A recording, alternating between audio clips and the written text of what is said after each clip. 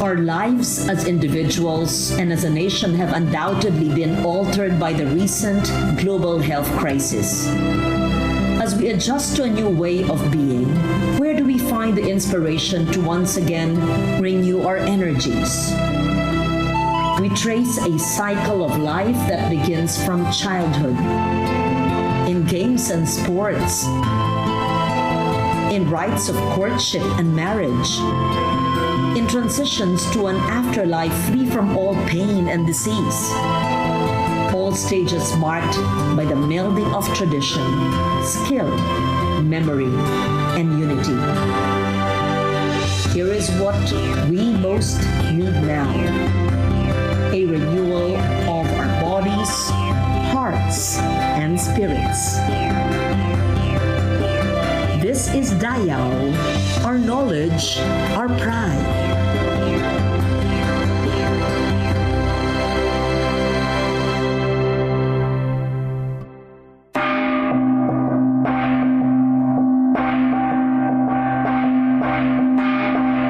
Prior to the pandemic, a growing tourist attraction in Ifugao was the annual Punnuk ritual. Held at the end of the harvest season, the ritual is site-specific. It is held in Nunhipukana, the confluence of two rivers. The raging waters separating the neighboring areas of Hapao, Baang, and Nungulunan is a traditional site where the annual Punnuk is held.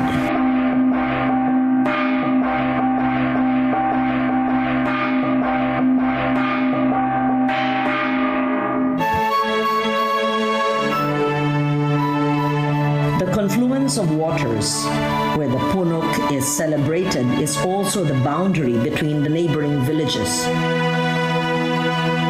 Hapao occupies the eastern boundary, Baang, the southwestern boundary, and Nungulunan, the northwestern boundary. All are located in the district of Hungduan in Ifugao. In recent years, the Punnuk ritual had attracted many visitors to this junction.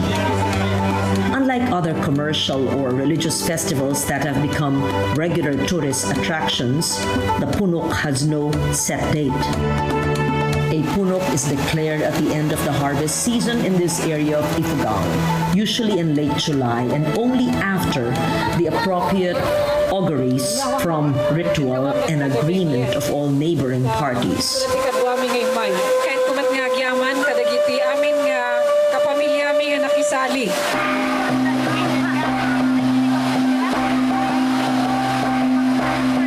In 2018, Dayaw was able to document the Punnuk. By then, it had become a cultural event attended and promoted by government officials, LGUs, cultural workers, filmmakers, artists, and media. Yan, the games, supportahan natin yung kultura ng Hapao at Hungduan and Ifugao. All came to witness the ritual tug-of-war competition between the three neighboring villages.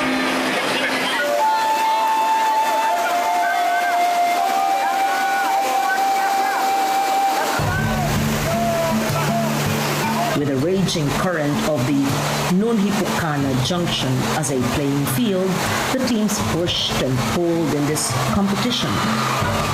This friendly show of strength that is also a ritual, a celebration of goodwill among the villages, a thanksgiving to the spirits of the rice harvest. A ritual now enshrined among UNESCO's list of important intangible human heritage.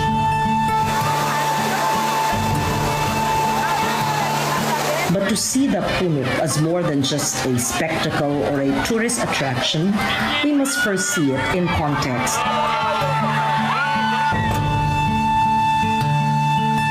As a culmination of the Ifugao rice cycle, the cycle of growth, harvest, and thanksgiving.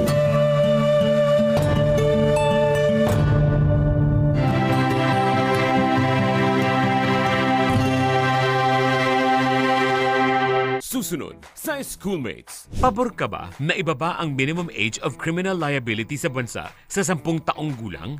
Lalo na para sa mabibigat na krimen? Mainit na mainit ang palitan ng opinyon kasama ang ating mga student debater mula sa National University at Polytechnic University of the Philippines. Children are victims. They might be the ones committing these crimes, but at the end, they are the victims of circumstance. What we're trying to say is that we have to live in a society in which we see prisons for children to teach them how to be accountable and liable. How do we going to fix that kind of behavior? How are we going to make them realize that these are right or wrong? Actually, saying na dapat sila pareho na merong accountability is really problematic because it's like saying na yung punishment dapat ng bata is the same dapat sa isang neglectful adult. Bring your best arguments and let's dive into the lively exchange ngayong Huwebes ng gabi. Schoolmates.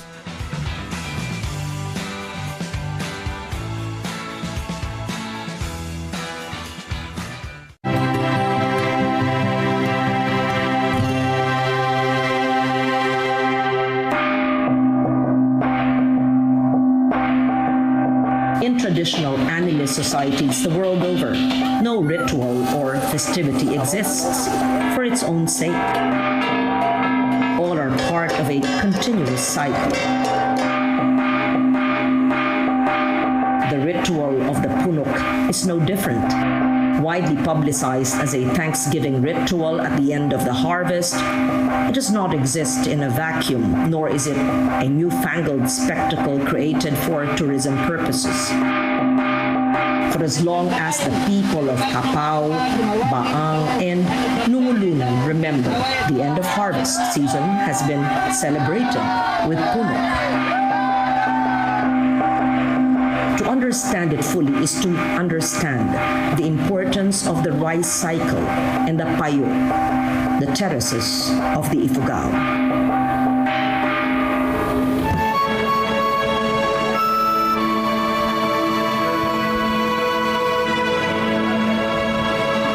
As a source of life and a continuing culture, the terrace systems are as vital today as they were when they were first created.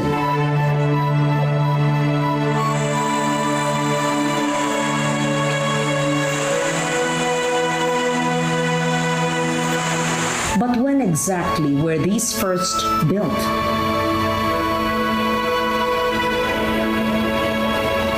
It is widely accepted and taught in our schools that the Ifugao rice terraces are over 2,000 years old. Widely attributed to Henry Otley Bayer, this theory links the buildings of the terraces to the waves of migration that populated the Philippines. It is a theory that even the Ifugao themselves have come to accept and be proud of. But recent scientific findings by the Ifugao Archaeological Project have unearthed evidence that puts the accepted Bayer dating into serious question. Dr. Stephen Acabado, a Filipino anthropologist based in UCLA, has posited a controversial theory. Based on archaeological evidence in the oldest known Ifugao settlement in Kiangan, the terraces are only 400 to 500 years old. More importantly, the research suggests that the Ifugao migrated upwards into the Cordilleras and adopted the wet rice agriculture as a response to encroaching Spanish colonization. Thus, the terraces, once accepted as the product of 2,000 years' worth of toil, can be viewed differently. Some may consider the Ifugao Archaeological Project's findings as controversial, yet can be empowering as they show how the creative responses and ingenuity of a people can construct structures of such magnitude as the Ifugao rice terraces within a very short time span. These findings place the terraces and the Ifugao themselves in a new, more vital role as strategists and stakeholders planning their own future and consolidating their political and cultural power in the face of the Spanish colonization. Theirs was not a retreat, into the higher slopes of the Cordilleras, as much as it was a strategic move to a stronghold the Spanish would be unable to penetrate. And by bringing the wet rice agriculture of the lowlands with them and shaping the rugged environment, they had succeeded in adapting a lowland agricultural system to an entirely different environment. In the simplest terms, these findings show that the Ifugao built their terraces as a strategy of resistance and as a political and cultural consolidation against Spanish colonialism. Whether it took 2,000 years or 500 years to build the terrace systems, one fact is indisputable. The Ifugao have built their entire culture around the cultivation of rice. Itong rice terraces na ito, it's a part of the study of Algonquin based in Bayninan, isang sityo ng Kinakin, Barangay. Pinag-aralan yung culture, mga tradition ng mga tao, tapos yung tanim, rice field ng mga tao doon sa Bayninan sityo. Yung season ng pagtatanim mga from November, December hanggang February. And then yung harvest season is supposed to be June or July ang harvest.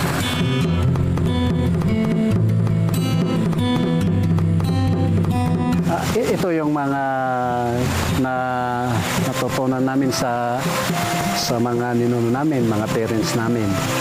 Kasi palagi, alam mo yung hanap buhay namin dito,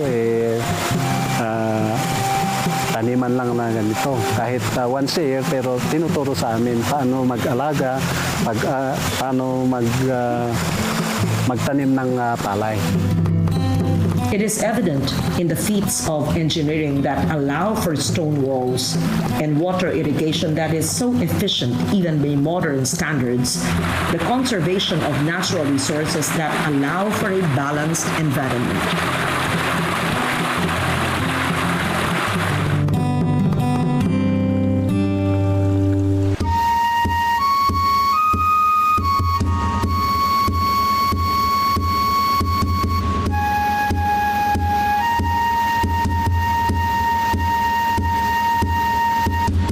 The payo or terraces also play a central role in the tangible and the intangible heritage that the Ifugao have given the world.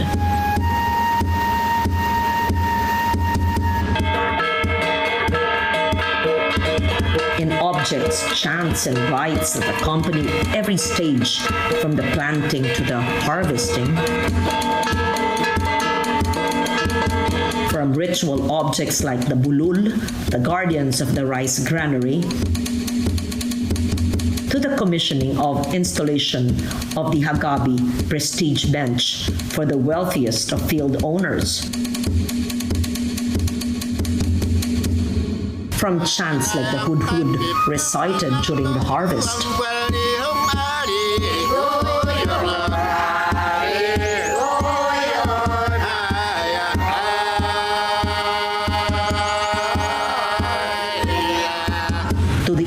weaving tradition where motifs reflect the importance of the valued crop.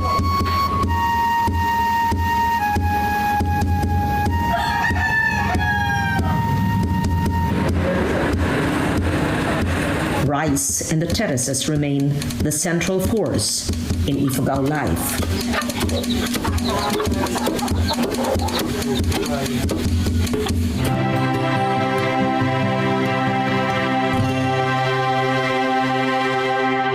PTV Consumer Watch, bantay presyo sa gasolina.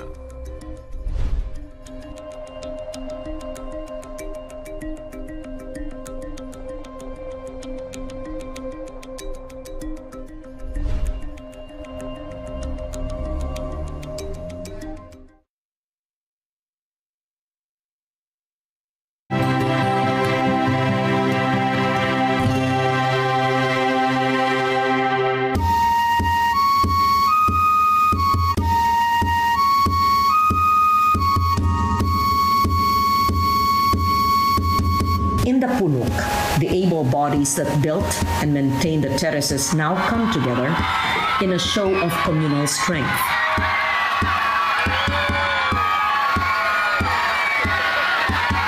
Before a Punnuk challenge is announced to the two neighboring villages, the priests of Hapao must conduct a series of rituals, collectively known as dupag. These signal the start of the harvest season. These rites include the sacrifice of pigs and chickens. The series of rituals continue from the start of the harvest until the end. The responsibilities of overseeing the many stages of the rice cycle go to a class of families known as dumupag. These families own large rice fields. They are the ones in charge of declaring and sponsoring the many rituals that attend the rice cycle. The dumupag families of Hapao, represented by Mona Lisa, Uyami, Bimuyag, enumerate the responsibilities of their rank.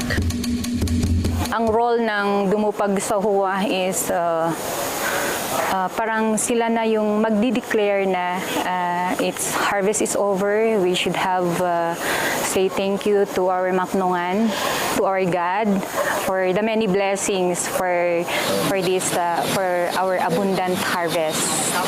It ended there for the next rice cycle again.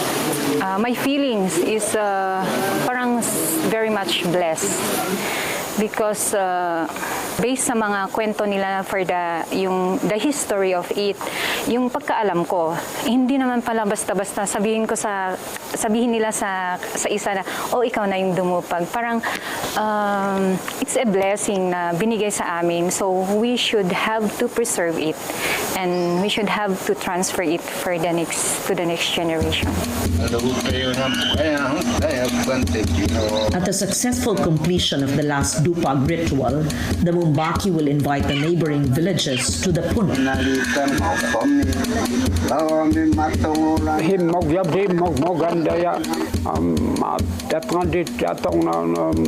Bumunga bote iliyak doon at bote on nitaguan da. Mabagbaga doon at di na makukulangan. Amit magaguya na maubanan dan amin. Maramdamu da katoon anwada dan amin. Pinhot ng kalyon ng punhong anditago ng huwa. A day of communal rest is declared when villagers are forbidden to go to the fields. Ano kay importante yun daya hindi pun ibrayan din na bure anong tamo. Ako they are tired to work and work to harvest di para ang kaili di para bring it home. So that they need to rest for as well. And the Bago Adaragot will bless the palay and the pig and the hen will be many and all the fruit will be have bunga ang dumako di bunga da. Amin nga fruit ket ada ti bunga na ada ti bekada nga agramos da rumah da amin ti teng amin nga makita nga mausang nga kalen dan bendisyon di waga di Bagoya waga ti kabunyan an nuntudu kay podan ti tago. Enang kabunyan niya daya nang ipod si Ruta, inipod na itago, inuna na hamuti, inipod na itago, inipod na hindi matigo. Hindi ni magmagan niya, may tanong niya, usaron di tago. Den pinhot ng karyon. Tahiyanan wade luata, pun ay ayaman dihimpa mo bre, adomang ya hito ya, amin ya umari bisita ya, makigay gayom dan amin, mun ayam dan munin tuturang dan amin. Den pinhot di maknongan, bago an wadagot, mun ayam dah. Ada mengguguyut, ada mendadap apa, ada makita mun inum dah tapoy. abig mo pe hi apo ya iban apo tako ya hi ampua hindi man itong tingan ditago. When the date of the Punnuk is decided, the preparation of the materials begins.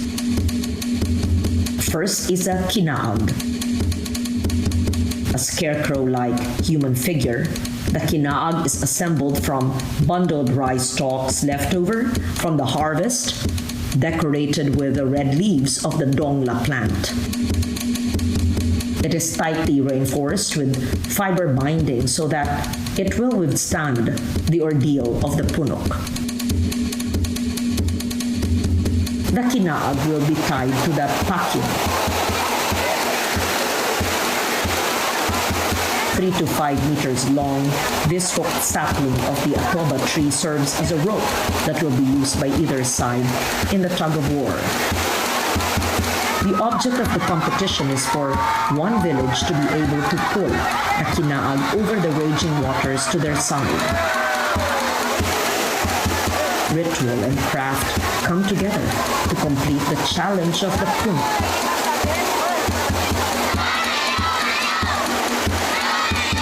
The paraphernalia will be prominently displayed by the three teams as the menfolk march to the river, followed by the women of the village.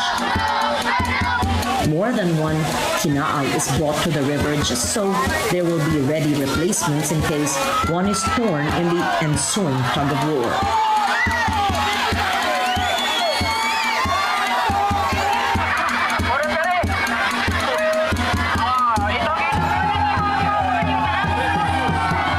In the next episode of Dayaw, the teams meet and clash at the junction of two rivers.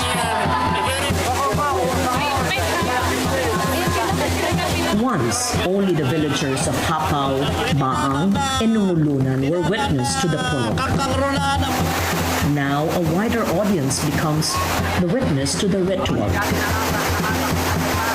Despite the pandemic, gadgets and gizmos have brought the mountains of Ifugao into homes worldwide. More than just a show of communal strength, the Punnuk is a show of the Ifugao culture's vitality, as well as an embodiment of Dayaw, our knowledge, our pride.